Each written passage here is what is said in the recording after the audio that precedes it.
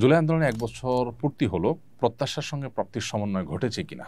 দিনই ক্ষেত্রে কি প্রত্যাশা করেছেন আর কতটুকু পেয়েছেন? প্রথমে বলতে চাই আল্লাহ তাআলার লাখো কোটি শুকর যে আলহামদুলিল্লাহ একটা নতুন আবহাওয়া, নতুন পরিবেশ আমরা পেয়েছি, পরিবর্তন আমরা পেয়েছি। একটি জগদ্দল পাথর থেকে আমরা মুক্তি পেয়েছি। হিন্দুত্ববাদের করাল থাবা থেকে আমরা মুক্তি পেয়েছি। আমাদের শুকরিয়া আদায় করবার মতো অনেক জায়গা আছে। নিশ্চয়ই সেজন্য আল্লাহ তাআলার কাছে আমরা শুকর আদায় করি। সেই সাথে প্রত্যাশার সাথে প্রাপ্তির কিছু ক্ষেত্রে সমন্বয় ঘটলেও অনেক ক্ষেত্রেই অপ্রাপ্তি রয়ে গেছে। যে পরিমাণ দিনদার মানুষেরা, মাদ্রাসার শিক্ষার্থীরা যেভাবে তাদের জীবন বাজি রেখেছেন, এমনকি স্কুল, কলেজ, ইউনিভার্সিটির স্টুডেন্ট যারা জীবন বাজি রেখেছে, তাদের উল্লেখযোগ্য সংখ্যক ধার্মিক। নিশ্চয়ই আপনাদের মনে থাকার কথা, আন্দোলন চলাকালীন সময়ে রাস্তার মাঝে আন্দোলন চলাকালেই এই চরম মুহূর্তেও শিক্ষার্থীদের শত হাজারো শিক্ষার্থীদের এক সারিতে দাঁড়িয়ে নামাজ আদায় করার দৃশ্য। এগুলো পরিষ্কারভাবে বার্তা দেয় যে এটি মূলত সফল করেছে কারা, এবং যেই জুলুম অবিচার চলেছে এত বছর পর্যন্ত, সে জুলুম অবিচার মূলত কাদের প্রতি হয়েছে? আয়নাঘরে কারা বেশি ছিল? অতএব তারাই যে এই আন্দোলনকে সাকসেস করার জন্য সবচেয়ে বেশি কষ্ট করেছেন, জীবন বাজি রেখেছেন, সেটি বলার অপেক্ষা রাখে না। কিন্তু তাদের আদর্শ, এটার প্রতি কতটা শ্রদ্ধা জ্ঞাপন করা হয়েছে, তাদেরকে কতটা গুরুত্ব দেওয়া হয়েছে, সেটা নিয়ে যথেষ্ট প্রশ্ন করবার সুযোগ আছে। এক শ্রেণী মানুষ এই শহীদদের রক্তের উপর দাঁড়িয়ে বিদেশি এজেন্ডা বাস্তবায়নে তারা ব্যস্ত। তারা এই দেশে মানুষের কল্যাণ সাধন করার চাইতে বিদেশিদের বিভিন্ন কৃষ্টি কালচারকে এখানে প্রতিষ্ঠা করবার জন্য তারা মরিয়া হয়ে উঠেছেন। বিভিন্ন এনজিওগুলোর শেখানো মন্ত্র, সেগুলো তারা অনবরত পাঠ করে চলেছেন এবং সেগুলোকে সুকৌশলে আমাদের এই রাষ্ট্রের মধ্যে প্রবেশ করাবার, প্রতিষ্ঠিত করবার তারা চেষ্টা করছেন। এই জায়গাতে একটা বড় অপ্রত্যাশা রয়েছে। আর এর বাইরে আলহামদুলিল্লাহ শুকরিয়া আদায় করবার যথেষ্ট জায়গা আছে, সেটি তো আমরা অবশ্যই বলবো। আমি আশা করব যে বাকি যে দিনগুলো আছে সেই দিনগুলোতে সরকার এবং সংশ্লিষ্ট যারা আছেন তারা জনগণের প্রত্যাশাটার প্রতি শ্রদ্ধা তারা নিবেদন করবেন, মানুষের প্রত্যাশাকে তারা বোঝার চেষ্টা করবেন, মানুষ কি চায়। এদেশে মানুষ ধর্মপ্রাণ, ধর্মীয় মূল্যবোধ পরিপন্থী করে কিছু চাপিয়ে দেওয়া কি দেশে মানুষ কখনো ভালোভাবে নেয় না এবং সহ্য করে না। সেই বিষয়টিকে আমি আশা করছি তারা দেখবেন এবং ধর্মীয় জনগোষ্ঠীর যে আত্মত্যাগ, সেটার প্রতি তারা শ্রদ্ধা দেখাবেন, সেটি আমি প্রত্যাশা করি তাদের কাছে। বাংলাদেশের জাতিসংঘের পরবর্তী আবাসিক সমন্বয়ক হিসেবে নিয়োগ পাওয়া কূটনীতিক একজন সমকামী, বিষয়টি জাতিসংঘ সদর দপ্তর থেকে বাংলাদেশকে জানিয়ে এগ্রিমেন্ট চাওয়া হয়েছে। নতুন দূত তার সমকামী পার্টনারকে নিয়েই বাংলাদেশে আসতে চান বলে জানিয়েছেন কূটনৈতিক সূত্র। এক্ষেত্রে বাংলাদেশের কী করণীয় উচিত বলে আপনি মনে করেন? খুবই দুর্ভাগ্যজনক একটি ঘটনা এবং এই ঘটনায় অন্যদের মতো আমরাও সংক্ষুব্ধ হয়েছি একজন নাগরিক হিসাবে দেশের। আমি মনে করি যে জাতিসংঘ এক্ষেত্রে অপেশাদার আচরণ করেছে।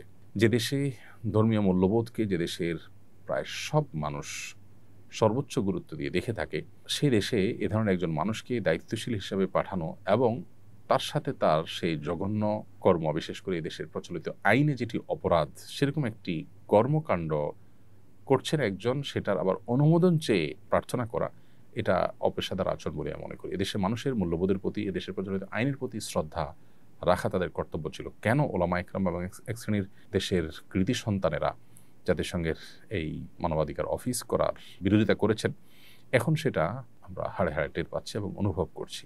অফিস করার আগেই যদি অবস্থা হয়, তাহলে তাদের এজেন্ডা কি হবে এবং তারা এদেশের মূল্যবোধকে কতটা হুমকির মধ্যে ফেলতে পারে, সেটা নিয়ে যথেষ্ট দুশ্চিন্তা করবার সুযোগ আছে। অতএব বাংলাদেশের উচিত প্রচলিত আইনে যেহেতু সমকামিতা অপরাধ, অতএব সুস্পষ্টভাবে প্রকাশ্যে ঘোষণা দিয়ে এরকম কর্মকাণ্ডে লিপ্ত থাকা ব্যক্তি কোনোভাবেই এদেশে তথাকথিত মানবাধিকার প্রতিষ্ঠার কাজ করতে পারেন না। তাকে পরিষ্কারভাবে ডিনাই করা উচিত এবং এক্ষেত্রে এদেশের ধর্মীয় এবং সামাজিক মূল্যবোধের প্রতি শ্রদ্ধা দেখানোটা তাদের কর্তব্য ছিল। কিভাবে তারা সেটাকে বৃদ্ধাঙ্গুলি দেখিয়েছে বা কিভাবে সেটার বিরুদ্ধে তারা বাংলাদেশের কাছে প্রস্তাব পাঠিয়েছে, সেটা আসলে বোধের অগম্য। বিধায় এই বিষয়টা নিয়ে ওলামা ইকরাম এবং সর্বস্তরের মানুষের সোচ্চার হওয়া দরকার এবং সরকারের যথাযথ সিদ্ধান্ত গ্রহণ করা উচিত বলে আমরা মনে করি। অষ্টাদশ শিক্ষক নিবন্ধন পরীক্ষার ভাইবা নিয়ে বিতর্ক হচ্ছে। প্রিলিমিনারি ও লিখিত পরীক্ষায় উত্তীর্ণ বহু প্রার্থী ভাইবায় বাদ পড়েছেন। যদিও ভাইবার নম্বর মূল ফলাফলে যুক্ত হয় না, ভাইবায় কেবল কাগজপত্র যাচাই হওয়ার কথা থাকলেও বাস্তবে ব্যাপক বৈষম্যের অভিযোগ উঠেছে। কাউকে শুধু নাম ঠিকানা জিজ্ঞেস করা হয়েছে, আবার কাউকে কঠিন প্রশ্ন করে ফেল করানো হয়েছে। পরীক্ষকদের মতাদর্শ না মিললেই ফেল করানো হয়েছে বলে আমার পর্যবেক্ষণ। এ ধরনের মূল্যায়ন কি ন্যায্য? শিক্ষক নিবন্ধন পরীক্ষায় নীতি ও পদ্ধতি কেমন হওয়া উচিত বলে আপনি মনে করেন? দেখুন, এ ধরনের পরীক্ষায় অনেক বড় একটা আমানতদারিতার বিষয় চলে আসে। এখানে কারোর প্রতি যদি কোনো প্রকার বৈষম্য করা হয়, জুলুম করা হয়, সেটি শুধু জুলুমই নয়, সেই রাষ্ট্রকে বা জনগণকে তাদের অধিকার থেকে বঞ্চিত করা, এবং এর বিপরীতে অযোগ্য, অথর্ব এবং তুলনামূলক কম যোগ্য মানুষকে নিয়োগ দিয়ে মূলত রাষ্ট্রের সাথে, জনগণের সাথে প্রতারণা করা হয়। অনেক মানুষের অধিকার, গোটা দেশের জনগণের অধিকার সেখানে নষ্ট করা শামিল।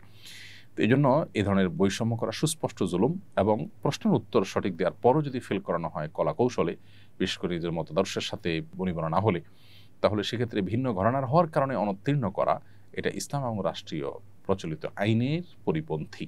বিধায় এ ধরনের কর্মকাণ্ড বন্ধ হওয়া উচিত। প্রায় সময় এ ধরনের অভিযোগ ওঠে। আমি জানি না এই অভিযোগগুলোকে কতটা আমলে নেওয়া হয়। আন্দোলন করতে করতে যদি একেবারে বাধ্য করা না হয়, তাহলে পারতপক্ষে এ ধরনের অভিযোগগুলো নিয়ে কর্তৃপক্ষকে সেরকম কোনো ভূমিকা রাখতে সচরাচর দেখা যায় না। নতুন বাংলাদেশে অন্তত এই জিনিসগুলো একেবারে দুঃখজনক এবং দুর্ভাগ্যজনক। আমিও ব্যক্তিগতভাবে এরকম কিছু ভাইকে জানি যারা এই ধরনের বিভিন্ন পরীক্ষা অংশগ্রহণ করেছেন।